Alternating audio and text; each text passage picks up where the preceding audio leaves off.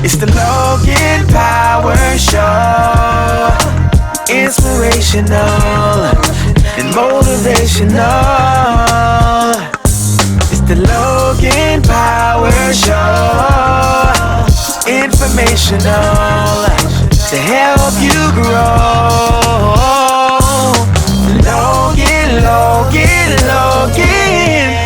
Logan Power Show. And now the host, Calvin Logan.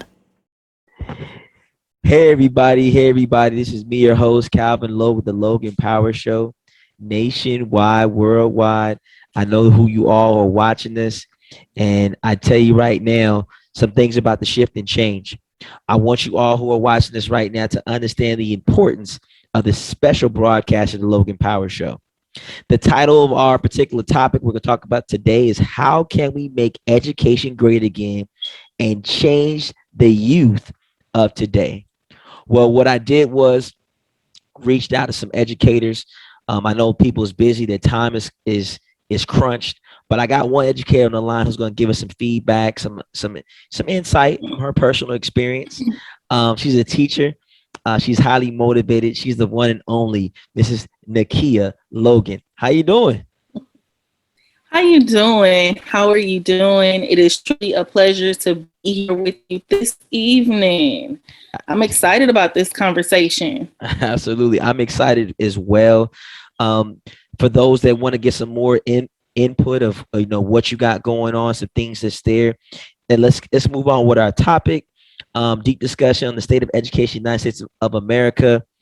So in your personal opinion, how can we actually get this education, make it great, make it for our youth, and how can we impact them in your personal opinion?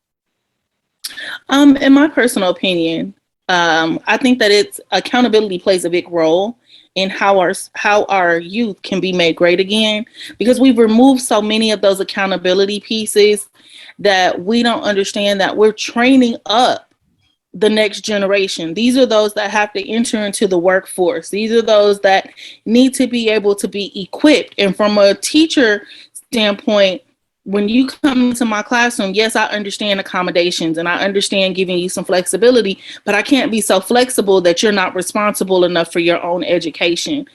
And I tell all of my students daily, I say, you can earn that A or you can earn that 0, but the choice is yours. So when you come into my class, you have to make a conscious choice to participate in your own growth.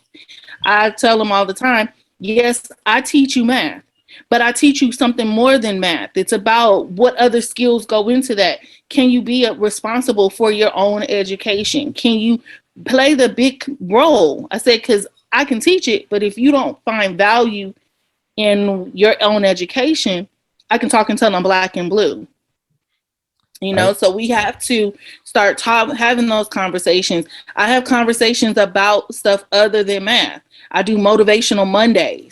So you come in and I give you a few minutes of my little motivational piece. Hey, let's get going. Let's start our week off.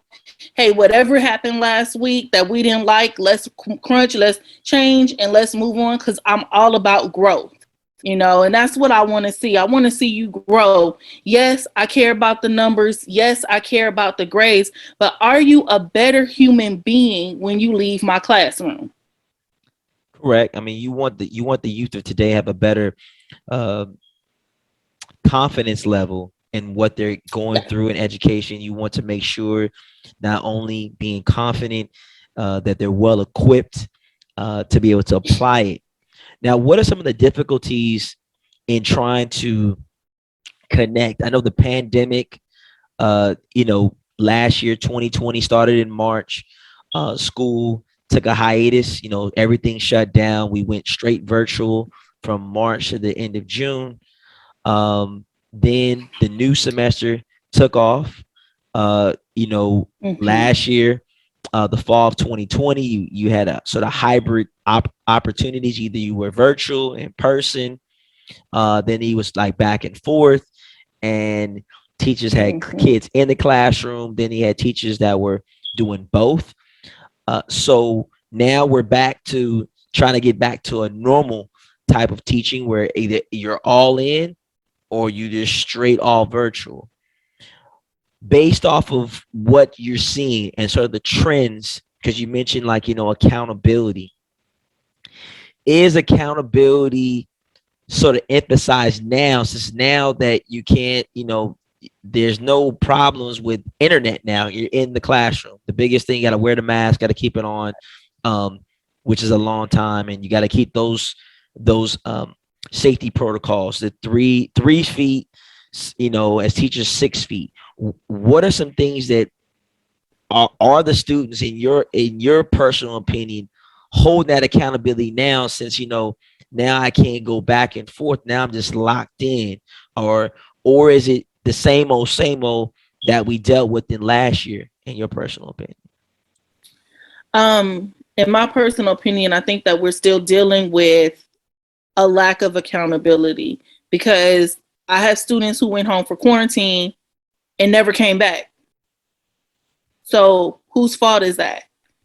Your parents are, because we still have to remember these are children and that there is an adult that is responsible for that child.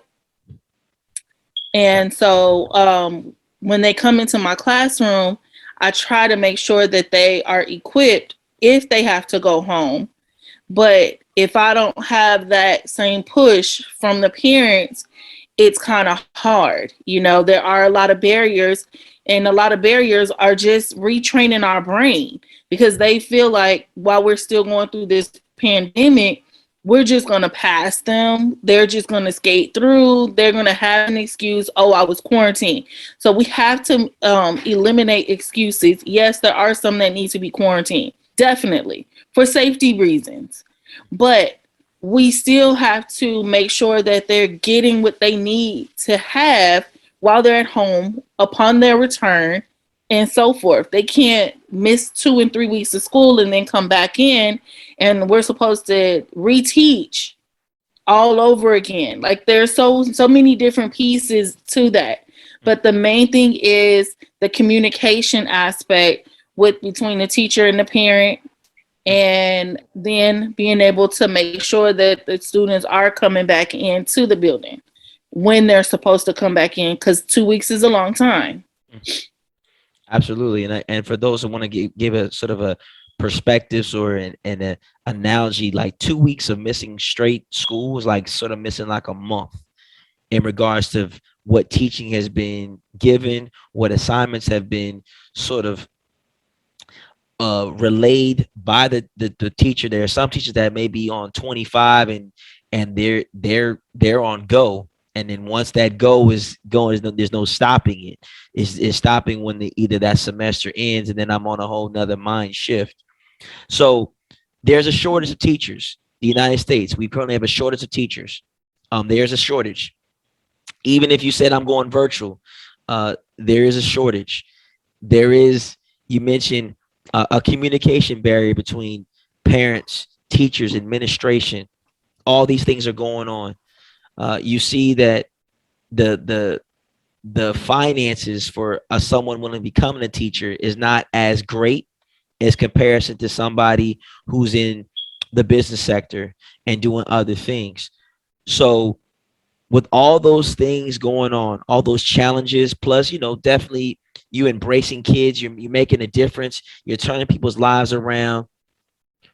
What stops? Why do you still keep going is the biggest question. Because a lot of people say, like, if I'm dealing with all these type of challenges, trials and tribulations, why do you still keep teaching? Because that's the biggest question that we have. Because education is given a back burner, as we know.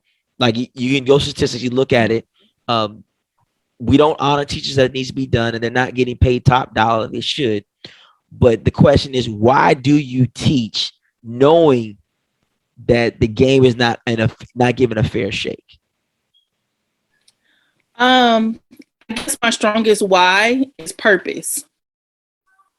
My purpose that I believe is to help instill and plant those seeds in the lives of our youth today, and let those seeds grow in how they grow.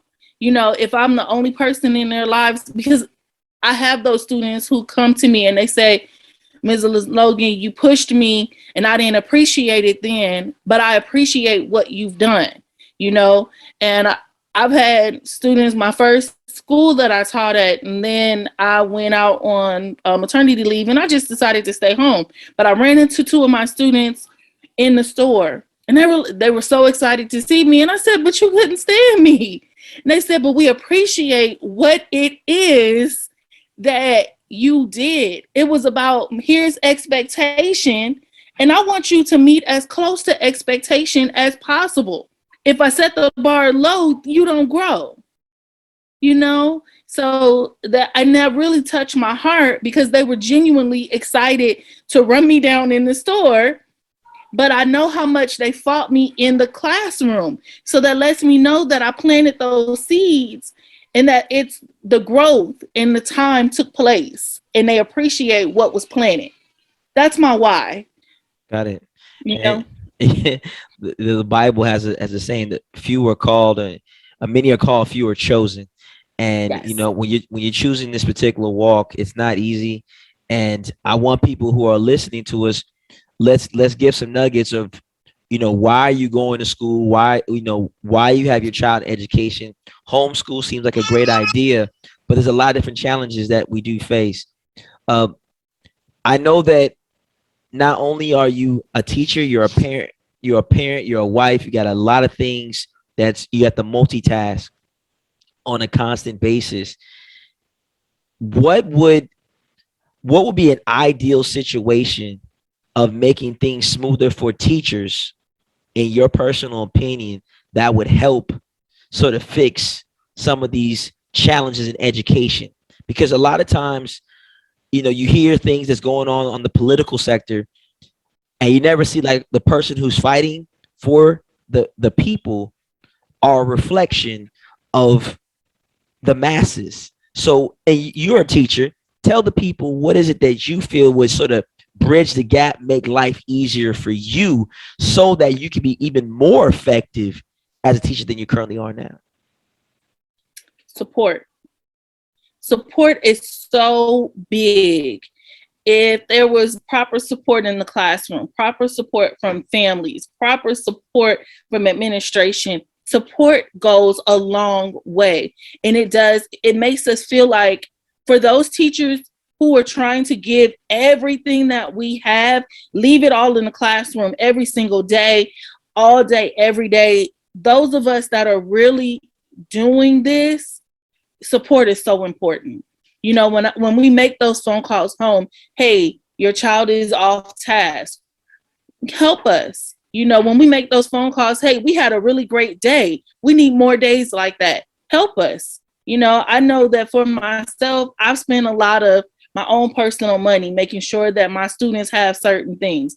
I know that I've spent a lot of time outside of my classroom making sure that my lessons are engaging, doing my own research, developing myself to be a better teacher so that I can be a better teacher for students, for all of my students that I teach, you know, and it just comes with support. And that is so crucial to making it all blend in. I'll never forget when my son was about 3 years old, not three, he was in the third grade. And his third grade teacher gave me a picture of a tricycle. And he said, she told me that he was the front wheel and that the teacher and the parent of the back was, and that was the first time, and I've always been an involved parent, but that was the first time that I realized how much support teachers need in order to make that front wheel go. You know, we have to be pushing from the back. Wow, like look at me, a tricycle, three wheels. The child is in the front of it, and the parent and the teacher are moving it together. You hear the actual saying, "It takes a village to raise a child." But I believe it's even more so. It's not even more of a village. It takes a family.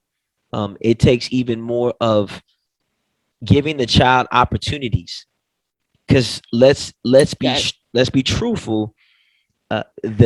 The education sector of the supplies and things are not always the same. You got one school who got a plethora of things that they can give. You have another school that's stressing out just giving one thing. So with that being said, we have a couple of things that we have. Not only is education still getting, on the back burner, but it's also, you mentioned support. Teachers need support, and also with support, they also need, for instance, to have uh, you know proper financial gain too. Because I believe this, like, I don't know about yourself, but is are the health benefits for teachers top notch in your personal opinion, or you to believe that you guys are being sort of shortchanged when it comes to health benefits? And the reason why I'm asking is Oh, because compared to others, you see people say like, I'm not getting the top notch stuff. yeah. Health benefits. No, I don't. Matter of fact, I actually canceled a portion of our benefits this year because it was better to pay it out of pocket than to pay it my through my school or through my district. It was just my vision insurance just really wasn't anything. They said it was cheaper for me to pay for my visits out of pocket using their coupons than to run it through my insurance. And I said, that's awful. That's awful. We get the short end of the stick on almost everything, but yet we still do what we do. Mm. And so, and so for those that are listening right now, I want you to, to let's back the teachers. Let's make a difference. If you have any questions, let's let your questions be known, because I don't know about you, but if the teachers were to quit today, education would fall. You can't say that television or social media is going to be the educator for your child. There still needs somebody present to be able to sort of push that initiative moving forward. Now, there's another thing that education you see differently as well. You have certain programs called, the No Child Left Behind laws. You have things to where you see from kindergarten through 8th grade, children are being pushed, but once they get into high school, the buck stops. Like the wall of you can't go past is going to get past that particular barrier. What do we need to do to sort of help, in your personal opinion, to make sure that our kids have the strong foundation so that once they sort of enter in high school, they're not stumbling in such a way that it becomes a revolving cycle? They become either high school dropouts, or they're not well equipped to even to entertain college, or when they're in college, they're even doubly struggling, or they're in such a way that we're just brushing them through, get them a high school diploma. Hey, have a great day moving forward, in your personal opinion. Right. I think it takes it back to accountability. I really believe that we hold hands, and not saying that there aren't some students who need those accommodations, who need those extra hours or that extra minute on that test. There are some students who need that, but we do have those who use it as a crutch. They use it in such a manner where they say, okay, well, I'm going to pass. I'll never forget when I started at this school. And one of the young men, when I told him, I said, baby, you're sitting at an F. And he told me, he said, it doesn't matter. They're going to pass me anyway. And I had to explain to him that that's a shame if you failed, because that means that you have not mastered the content. And that's what's important, because when you're in middle school and we move you through, when you get to high school, like you said, there's this great divide. You don't have what you needed to have to prepare you for that. And then you're stuck. And you, like you said, you drop out of high school. And we become another statistic. Or what do you do after that? You wait until you have the fire to go get your GED. That's a waste of time. When we can just start retraining their brains, because they didn't come out this way. We did this. When they're in elementary, they're all about, oh, it's school, well, sit down and do my homework. But it's somewhere in that middle school part where we begin to retrain them, right? To just kind of skate through. And then when you get to high school, we have those teachers that say, nope, you can't. You can't do it. That's not acceptable. Your late homework, you're going to get a 0 and that's it. And that's how it is in college. The standard needs to be set if we're really training them for college and career readiness. We have all these programs, college and career readiness. Well, it takes more than just the proper STEM programs. It's expectation. Do you know that they need to research that assignment? Do we know how to construct a proper sentence or write a paragraph? There's so many college and career readiness skills that are outside of the class, what outside of the content. So that's what I feel. I feel that it goes back to making sure that they are accountable at all times. Absolutely. So, like I said, for those that listen right now, we want to close with this. Education is pivotal. We want to thank our good friend, Miss Nakia, coming on, a strong teacher who's making a difference. And we want to encourage all our teachers out here to stay in the fight. Understand this, that you're not left alone. We pray for you daily. We need you to win. We need our students to win. We need every family member to win. We don't need you falling out. We need you moving forward. We need you to pick each other up, and let's not lose the big fight. So, family, without further ado, let's trust God. But in trusting him, faith without works is dead. So let's put the faith together. Let's make a difference. Hey, this is all the time I got. My name is Calvin Logan, Power Show, nationwide, worldwide. We love you. But before we go, I have one question. It says here for one of my people, do you think parents are accountable for learning loss during summer terms or breaks, in your personal opinion? No, I believe that, let me rephrase that. It's a shared learning experience always. The teachers are always responsible, but the parents are responsible like the children are responsible. I take it back to that tricycle. We are in this and we have to be preparing always. If we're spending the summer not being productive, then we have to make sure that our kids are always moving, always learning, always growing. My kids know here that we can't spend a whole summer on video games. You better find you a book, a craft, a business, something. We are always learning, growing, and evolving. It's about growth in this household, So for parents, because I'm a parent too, and being a parent first is what prompted me to be a teacher. So I realized that as a parent, what I wanted from my teachers and who I was as a parent to my teachers. And I felt like I wanted to make a difference, but it takes all of us. So no, it's not the parents' sole responsibility, but it's not the teacher's sole responsibility either. It's a shared experience, shared responsibility. We're in this together. Absolutely. So we are together. We're in the fight. I hope that helped out my people who are watching this. Let's make a difference, family. Let's understand the importance of teachers in 2021, especially going 2022. We need to understand this, that it's going to take a village, but also with the village got to hold everyone accountable, even yourself included. And let's make a difference, family. That's all the time I got. My name is Calvin Logan, Power Show, nationwide, worldwide. We love you, and we'll see you soon. It's the Logan Power Show. Inspirational and motivational. It's the Logan Power Show. Informational to help you grow.